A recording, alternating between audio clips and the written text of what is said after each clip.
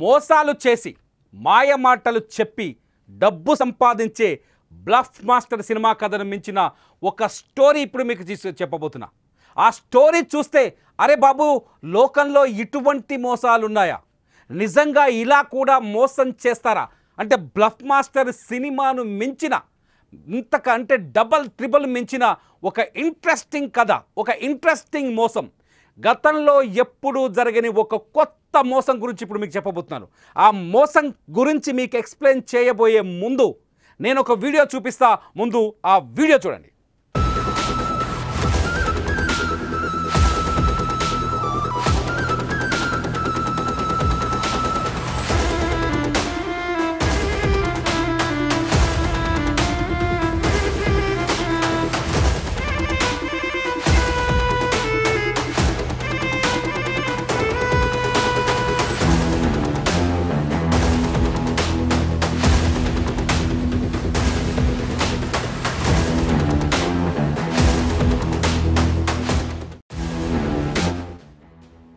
చూసారా, కళ్ళతో చూసారా, మీ కళ్ళతో చూస్తున్నారా డబ్బులు ఎలా రాలుతున్నాయో ఆకాశం నుంచి.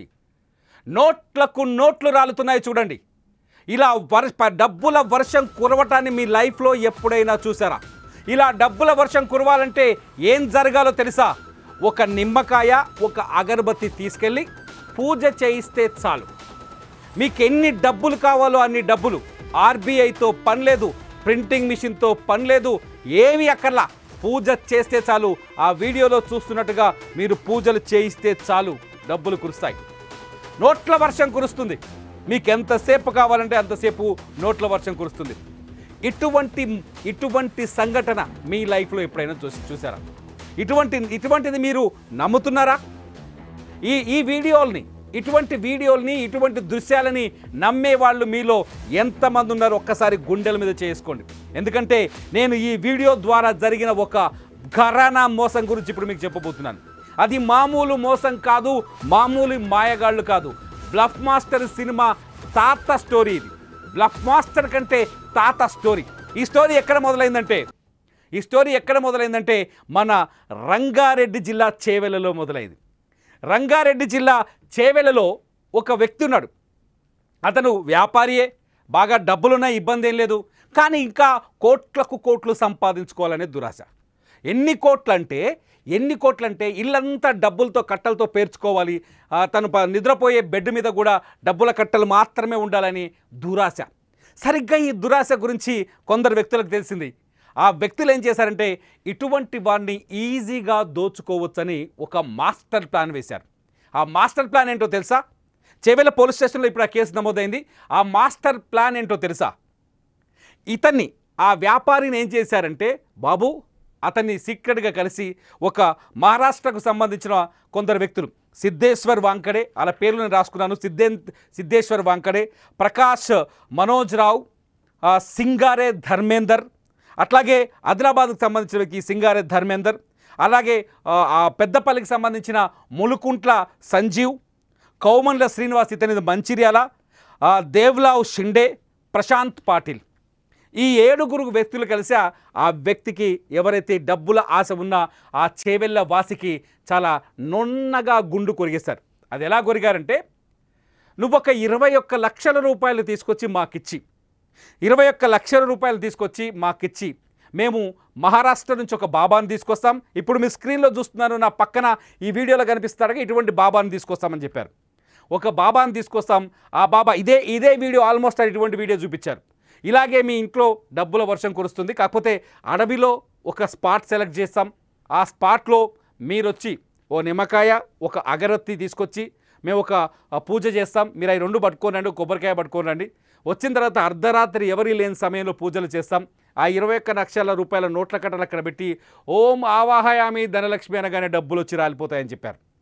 ఆ వ్యక్తి ఎంతగా నమ్మాడంటే ఆకాశం నుంచి నోట్ల కట్టలు తన పైన కురవబోతున్నాయి అనుకున్నాడు. ఈ వీడియో చూసి ఇది నిజమే, ఇలాగే కురుస్తాయి అనుకున్నాడు. అనుకొని బ్లైండ్గా ఆ వ్యక్తులకి మాట ఇచ్చాడు. చేవెళ్ళ మండలంలోని మడిమ్యాల అనే ఒక అటవీ ప్రాంతంలోకి వస్తానని చెప్పాడు. ఇదంతా చేవెళ్ళ పోలీసులకు చాలా స్పష్టంగా తెలిసి కదా. అటవీ ప్రాంతంలోకి వస్తానని చెప్పి ఆ వ్యక్తి చేవెళ్ళ మండలంలోని మడిమ్యాల అడవిలోకి శుక్రవారం రాత్రి అంటే 25వ తేదీ రాత్రి 21 లక్షల రూపాయలని బ్రీఫ్ కేసులో పెట్టుకొని తన కార్ తీసుకొని అక్కడికి వెళ్ళిపోయాడు. వాళ్ళు చెప్పిన ప్లేస్కి వెళ్ళిపోయాడు. లొకేషన్కి వెళ్ళేలోపే అక్కడ వాళ్ళంతా ఒక పటమేస్తారు. తెలంగాణలో చాలా స్పష్టంగా చెప్తారు, పసుపు కుంకుమ పిండితో కలిపి పటమేస్తారు. అలా ఒక పటమేసి ఒక బొమ్మను పెట్టి పూజలకు అన్నీ సిద్ధం చేశారు. ఈ వ్యక్తి రాగానే ఆ 21 లక్షలు ఆయన దగ్గర నుంచి తీసుకొని అతన్ని పూజలో కూర్చోబెట్టి వాళ్ళు ఒక చిన్న మంత్రం చెప్పారు. నువ్వు కళ్ళు మూసుకొని జపించు, నువ్వు జపించే కొద్దీ మేము ఇక్కడ పూజ చేస్తుంటాం, అక్కడ జరిగే ఆ జపాన్ని మీరు చూడలేరు, దాన్ని భరించలేరు, పెద్ద పెద్ద శబ్దాలు మెరుపులు వస్తాయి, మనసుని ప్రశాంతంగా చేసుకొని కూర్చోండి అని చెప్పారు. ఆ వ్యక్తి బ్లైండ్గా నమ్మాడు. పటం మీద కూర్చొని గుడ్డిగా నమ్మి అక్కడ కళ్ళు మూసుకొని ధ్యానం చేస్తున్న ఆ టైంలో ఏం జరిగిందో తెలుసా? తెచ్చిన 21 లక్షల బ్రీఫ్ కేసు ఉంది కదా, అది తీసుకొని ఇంకో కారులో కూర్చొని ఈ 7 వ్యక్తులు ఉడాయించారు. 7 వ్యక్తులు మాయమైపోయారు. ఇతనికి ఎంతసేపు కళ్ళు తెరవమని చెప్పట్లేదు, ఆ శబ్దాలయ్యో వినిపించి చావట్లేదు, ఆ మంత్రగాడెవరు అక్కడ కనిపించి చావట్లేదు. ఎంతసేపు చూసినా ఆ పటము కాసేపటికి దురాశ కదా, మరి డబ్బులు కురుస్తుందేమో, లోటకర్లు వస్తాయేమో ఇట్లా ఆలోచించాడు. కట్ చేస్తే అక్కడ ఏమీ లేదు. చూస్తే అక్కడ మిగిలిపోయిన కుంకుమ, అట్లాగే విసిరి పారేసిన పసుపు, అటు ఇటు కలియబెట్టిన పిండి, వైట్ కలర్ కోసం తెస్తారు పిండి, బియ్య పిండి మాత్రమే కనిపించాయి. అప్పుడు కానీ అతనికి తెలియలేదు నేను అడ్డంగా మోసపోయానని. రాత్రికి రాత్రి ఆ అడవంతా వెతికాడు, ఎవడూ కనిపించలేదు, అందరూ పరారైపోయారు. పరారైన తర్వాత తేరుకున్న వ్యక్తి నేరుగా లబోదిబోమని మొత్తుకుంటూ నేరుగా చేవెళ్ళ పోలీస్ స్టేషన్కి వచ్చాడు. చేవెళ్ళ పోలీస్ స్టేషన్కి వచ్చి తనకు జరిగిన మోసం గురించి చేవెళ్ళ పోలీసులకు చెప్పాడు. చేవెళ్ళ పోలీసులు అతను రాసిచ్చిన కంప్లైంట్ చూసి కాసేపు నవ్వారు. అత్యంత దారుణంగా పగలబడి నవ్వారని చెప్పాలి. ఎందుకంటే ఇంత మూర్ఖంగా ఆలోచించే వాళ్ళు ఎవరైనా ఉంటారా? ఆకాశం నుంచి నోట్ల కట్టలు ఎలా రాయలు పడతారా నాయన? ఆకాశం నుంచి నోట్ల కట్టలు నోట్లు రాలుతాయనుకుంటే ఎలా నమ్మారా నాయన అని చాలా పకడబడి నవ్వేశారనుకోండి.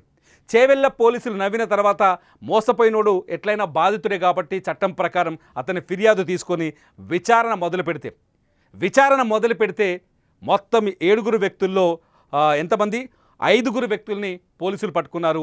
ఆ 5 వ్యక్తులు ఒకదేమో మహారాష్ట్ర, 5 మొత్తం 7లో 4 మహారాష్ట్ర, 3 మన తెలంగాణ రాష్ట్రమే.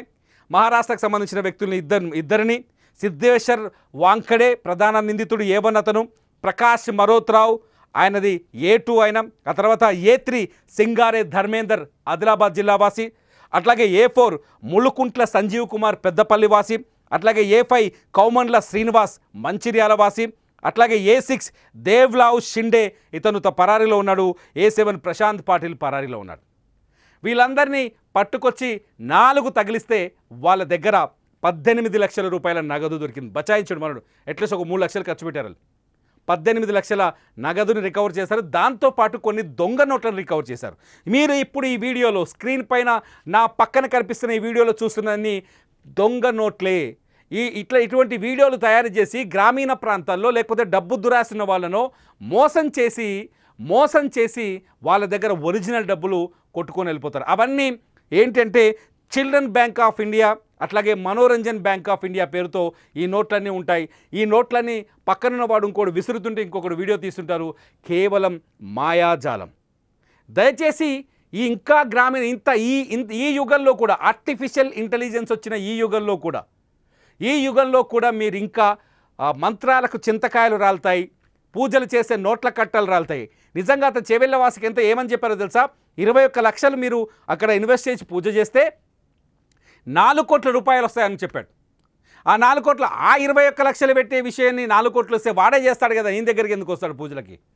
ఆ 21 లక్షల్ని పూజ చేస్తే 4 కోట్లు వచ్చేదంటే మహారాష్ట్రలో సిద్ధేశ్వర్ వాంకడే చేసుకుంటాడు, ఆదిలాబాద్లో సింగారే ధర్మేందర్ చేసుకుంటాడు, పెద్దపల్లిలో ముడుకుంట్ల ఎవరు సంజీవ్ కుమార్ చేసుకుంటాడు. మిగతా వాళ్ళు ఎలా చేస్తారు? మరి మీ దగ్గరికి ఎందుకు వస్తాడు? ఈ మాత్రం జ్ఞానం లేదా ఆ వ్యక్తికి? 21 లక్షలు ఇచ్చిన వ్యక్తికి. ఇక్కడ మోసం చేసిన వాడు తెలివైనోడైతే మోసపోయిన వాడే అజ్ఞాని, మోసపోయిన వాడిదే మొదటి తప్పు అనిపిస్తుంది నాకు. మీరేమనుకుంటున్నారు? ఇలాంటి మోసాల పట్ల జాగ్రత్తగా ఉండాలి. ముఖ్యంగా గ్రామీణ ప్రాంతాల్లో హైదరాబాద్ లాంటి నగరం చుట్టూ ఉన్న రూరల్ ఏరియాలో కూడా ఇటువంటి దురాశని, మీ దురాశ మిమ్మల్ని వెన్నుపోటు పొడుస్తుంది, మీ దురాశ మిమ్మల్ని నాశనం చేస్తుంది, మీ దురాశ మీ కొంపల్నే కూలుస్తుంది. కొంప కూలిన తర్వాత, కొంప కాలిన తర్వాత ఏడిస్తే వచ్చేదేమీ లేదు, రాదు. అదృష్టం బాగుండి ఇతనికి దొంగల్ని 3 రోజుల్లోనే చేవెళ్ళ పోలీసులు చాలా చాకచక్యంగా పట్టుకోవడంతో 18 లక్షల రూపాయలైనా రికవరీ చేయగలిగారు. కానీ మిగతా దొంగలు మిగతా చోట్లయితే ఇటువంటి సందర్భం కూడా ఉండదు. కొందరైతే డబ్బులు కోల్పోయి పరుగు పోతుందని కేసు కూడా పెట్టరు. సో జాగ్రత్త, ఇటువంటి మోసాల పట్ల మీరు జాగ్రత్తగా ఉండాలి. నిజంగా ఆకాశం నుంచి డబ్బులు రాలుతాయని మీరు నమ్ముతున్నారా? మీరు నమ్మితే ఈ వీడియో కింద కామెంట్ చేయండి. మీ కామెంట్స్ నిజంగా నలుగురికి కళ్ళు తెరిపించే విధంగా ఉండాలి, నలుగురికి జ్ఞానం ఇచ్చే విధంగా ఉండాలని ఆశిస్తాను.